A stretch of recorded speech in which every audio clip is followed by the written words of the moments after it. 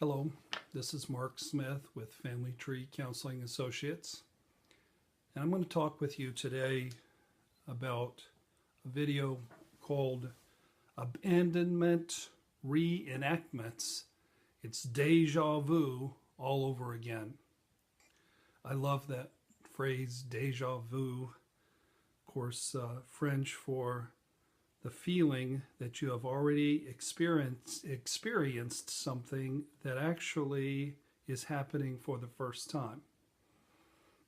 And it also, a secondary meaning is something that has happened many times before, something that is very familiar. So, unfortunately, in our love lives, it is deja vu all over again.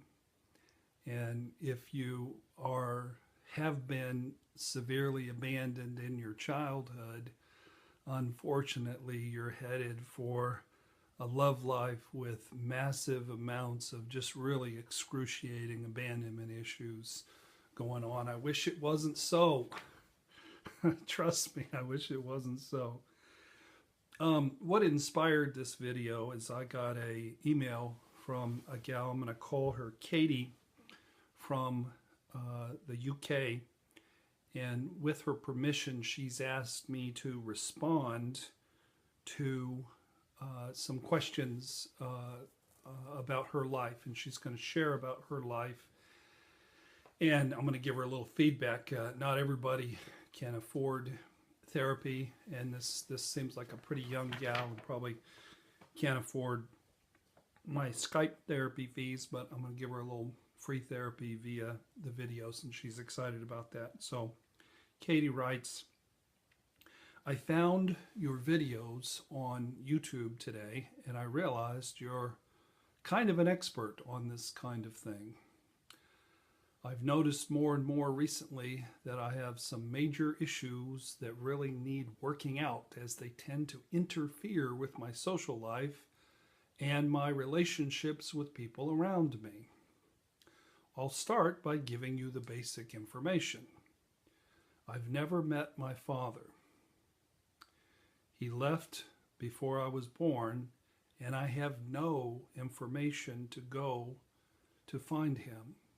Not even a first name. The only two people who did know who he was were my mother and grandmother, and both are now deceased.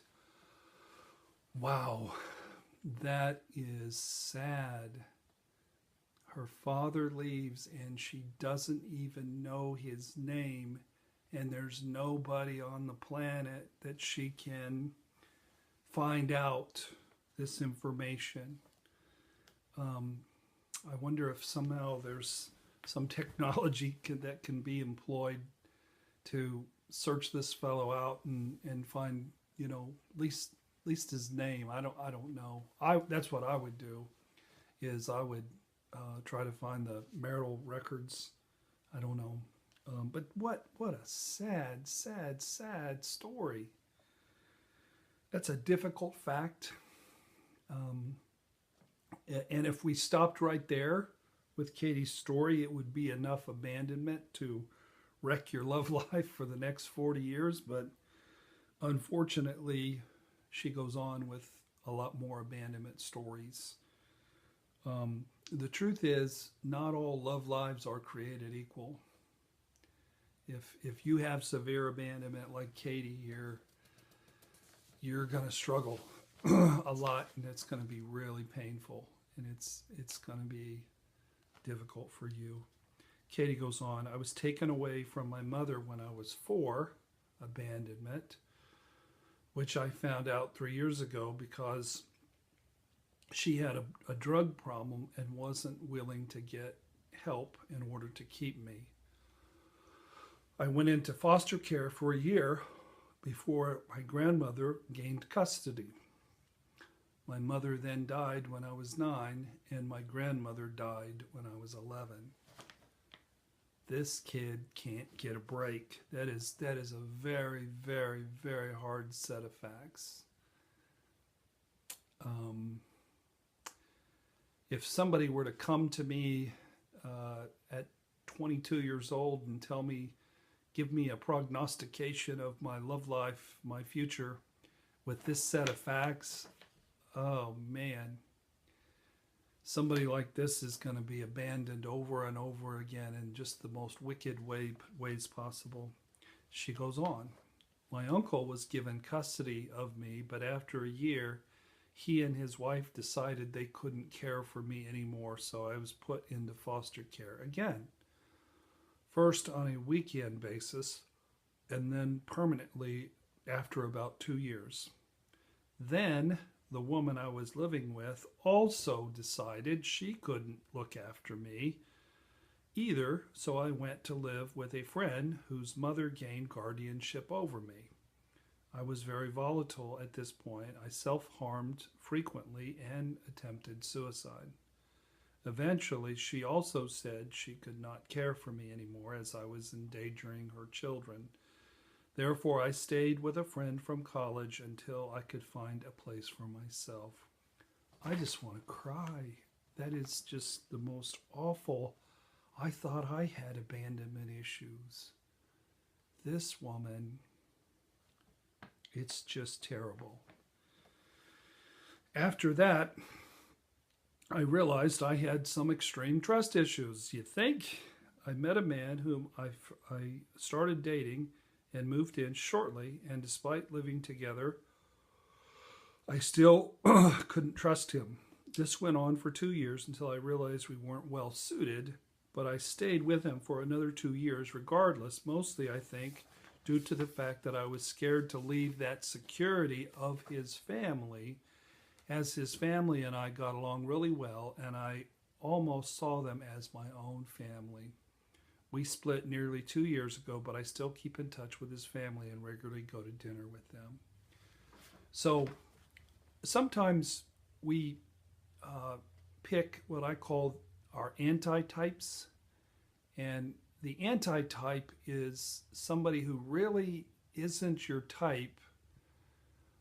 They're the complete opposite, and we tend not to be well suited. There isn't intense chemistry with these people. So this first fellow seemed like a safe, non-reactive, non-needy, non-abandonment driven fellow, and she was there for the security and the family, even though they weren't a good match. So she didn't get run over by a truck there. Maybe this fellow felt some pain over it, but she didn't. Katie didn't. So the anti-type, in my opinion, really only constitutes maybe 5% of relationships. It's not all that common, but it does happen. Most of us pick our types, people we have fiery chemistry with.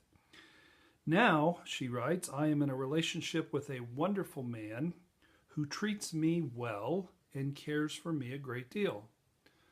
The problem is that we are in a long-distance relationship, and with my existing trust issues and the fact that we had to start long distance after only a month of knowing each other, it makes it extremely hard. The majority of the time when we are apart, I'm consumed with the ideas that he is with somebody else and that he doesn't really care for me. I know I am ruining this relationship with my mistrust, but I have no idea what to do about it. God bless Katie. I related to this. I've got some pretty steep abandonment issues. And a million years ago, when I was in college and dating my future wife, she was at Purdue University and I was at Taylor University, and she was very busy. She was working and going to school, and she was real involved in a church and with family. And I had such horrible abandonment issues, I could barely function. I became depressed. We started both at Taylor University, and then her parents moved her over to Purdue, and I was crushed. I was devastated.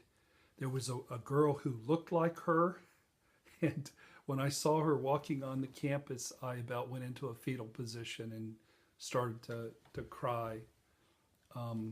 very difficult time. I was supposed to be the RA, the one of the guys in charge of running the dormitory wing, and I was so depressed I barely functioned. I was terrible at that. So I understand long distance relationships.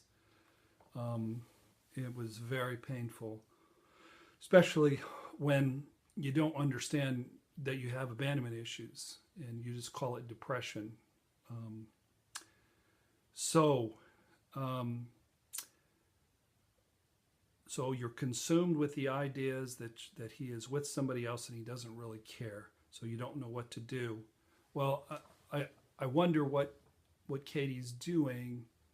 There's internal spiraling and then there's external acting out. If she's calling him and Skyping him and texting him all kinds of irrational accusations and aggressions, then this relationship isn't going to last super long.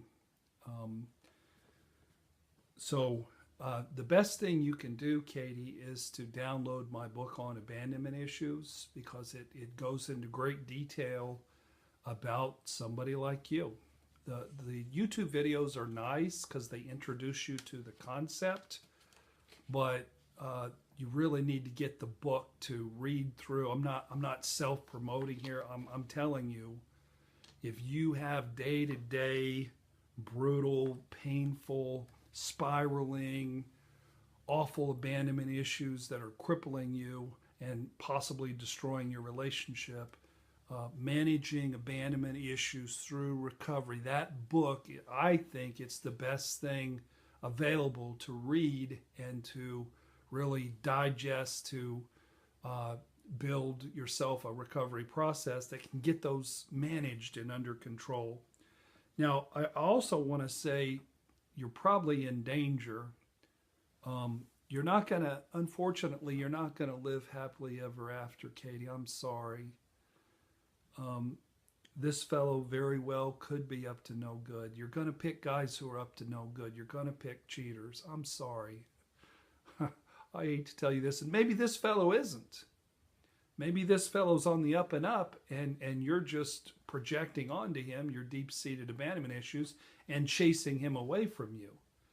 I can't tell you who he is. I don't know him. I know that eventually it all comes out in the wash. You'll eventually figure out who he is. But if you don't have no evidence that he's dirty, assume he's clean. And stop. Read the book, watch the videos, and get some management over your reactions, because no fella who's innocent likes being called, guilty and sentenced and hung even though he's guilty. And you're going to look irrational, you're going to look a little crazy, and he's going to want to get rid of the crazy chick if this persists. So digest that book. For others of you out there who can afford Skype therapy, it helps so much for me to do a family tree, gather the background. I can do this in 2 sessions, and then we do a feedback session. It helps you understand why you picked who you picked, what abandonment issues are, what are the issues in your family of origin, what are the issues in your partner's family of origin. It's very mind-blowing, very helpful, very powerful. So if you can afford that, do that as well. So, and if you can't afford my fees, I've got 9 therapists who all see clients for lesser that I've trained. So Katie writes, I was wondering if there's any advice that you could give me regarding these issues and tell me exactly where my problem lies. Sweetheart, your problem lies that you were abandoned 1,000,000 times by your mother, your father, your grandmother, your uncle,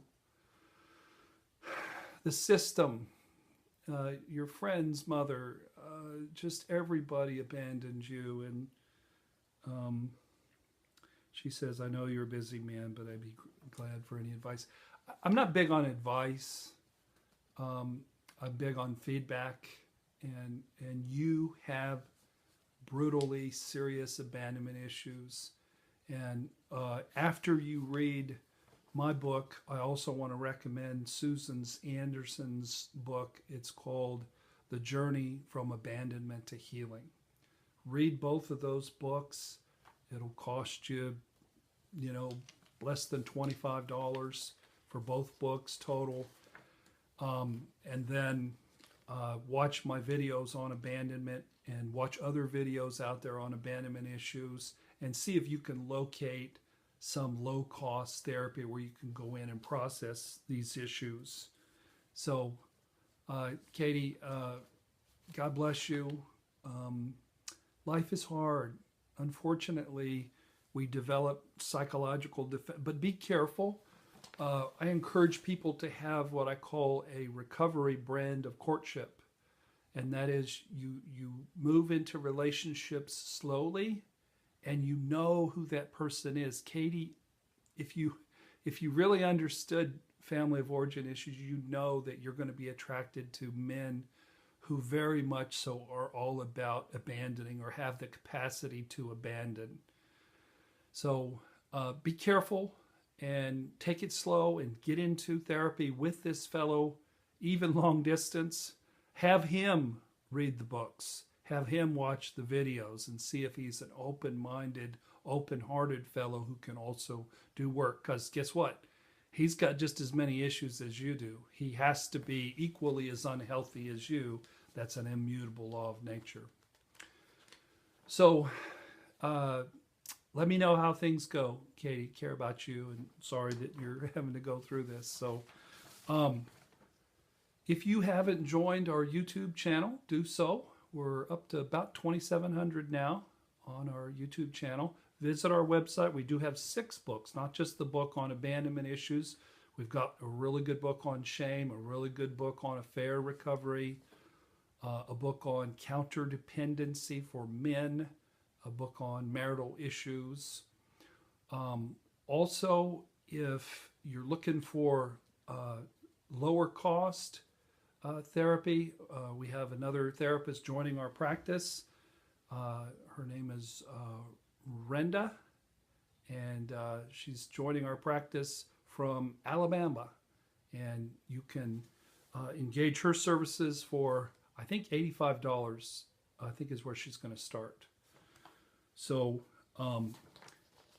thank you for watching today, and God bless. Bye-bye.